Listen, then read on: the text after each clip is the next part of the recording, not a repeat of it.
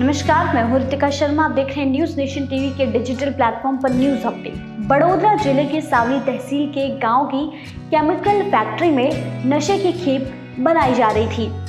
जब्त की गई 225 किलो एमडी की कीमत अंतर्राष्ट्रीय बाजार में 1000 करोड़ रुपए से भी ज्यादा है। मुखबिर की सूचना के बाद एटीएस ने बड़ोदरा की सावली तहसील के पास बनी फैक्ट्री पर छापा मारा, जिसके बाद पता चला कि केमिकल की आड़ में एमडी जैसी ड्रग्स तैयार की जा रही है। ड्रग्स के जखीरे को महाराष्ट्र और राजस्थान सप्लाई किया जाना था।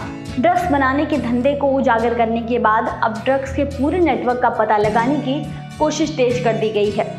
जब्त की गई नशे की खेप 6 महीने पहले तैयार की गई थी। ये ड्रग्स को देशों में सप्लाई करने का भी अंदेशा जताया गया है। गुजरात एटीएस के मुताबिक 2 दिन पहले सूरत क्राइम ब्रांच को इस मामले में सूचना मिली थी। दिनेश जामनगर और महेश धुराजी नाम के 2 शख्स बड़ोदरा और आनंद के बीच ड्रग्स की खरीद फरोख्त कर रहे हैं और साथ ही साथ ये भी पता चला है कि इन दोनों ने ड्रग्स से इस नशे के कारोबार के लिए बाकायदा फैक्ट्री भी रखी हुई है। इस जानकारी के आधार पर सबसे पहले महेश धुराजी को सूरत से गिरफ्तार किया गया और उसकी निशानदेही पर बड़ोदरा के पीयूष पटेल को गिरफ्तार किया गया। दोनों की पूछताछ में बड़ोदरा के सावली इलाके में एक फैक्ट्री का खुलासा हुआ। पुलिस दोनों को लेकर जब फैक्ट्री पहुंची तो वहां एमडी ड्रग्स की बड़ी खेप पुलिस के हाथ लगी।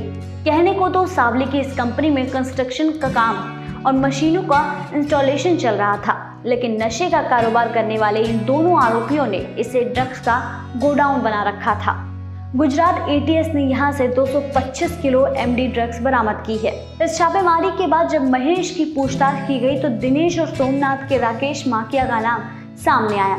राकेश के बारे में जब छानबीन की गई तो पता चला कि राकेश केमिकल इंजीनियर है और इसने भरूच और अंकलेश्वर की कई केमिकल कंपनियों में नौकरी भी की है।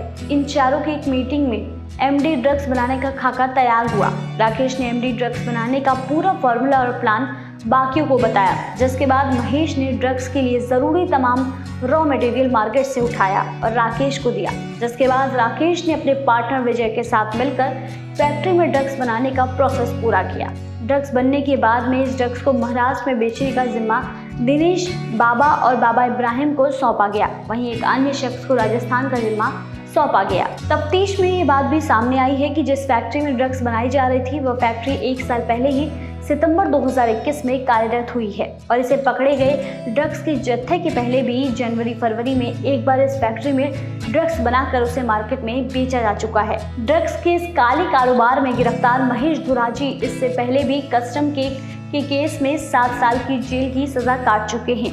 वहीं 12 साल पहले दिनेश डीआरआई के केस में ड्रग्स के एक बहुत बड़ी खेप के साथ पकड़ा गया था। पूरी जानकारी देते हुए कि कैसे गुजरात के समंदर और जमीन के रास्ते ड्रग्स आई और कितने की ड्रग्स पकड़ी और कहां-कहां भेजी गई। गौरतलब है कि गुजरात में 3 दिनों के अंदर 800 किलो ड्रग्स पकड़ी गई, जिसकी कीमत 3000 करोड़ रुपए से भी ज्यादा है।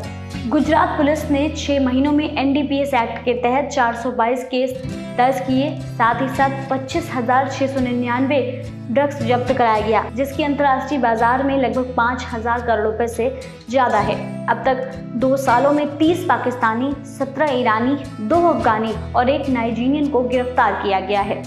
फिलहाल इस वीडियो में इतना ही। हमारे YouTube channel news nation TV पर तमाम विषयों पर वीडियोस उपलब्ध है। जाने से पहले हमारे YouTube चैनल को सब्सक्राइब कर दीजिए और बेल आइकन प्रेस कर दीजिए ताकि हर न्यूज अपडेट सबसे पहले आप तक पहुंचे। साथ ही साथ विस्तृत खबरों के लिए आप हमारी वेबसाइट newsnationtv.com पर भी विजिट कर सकते हैं।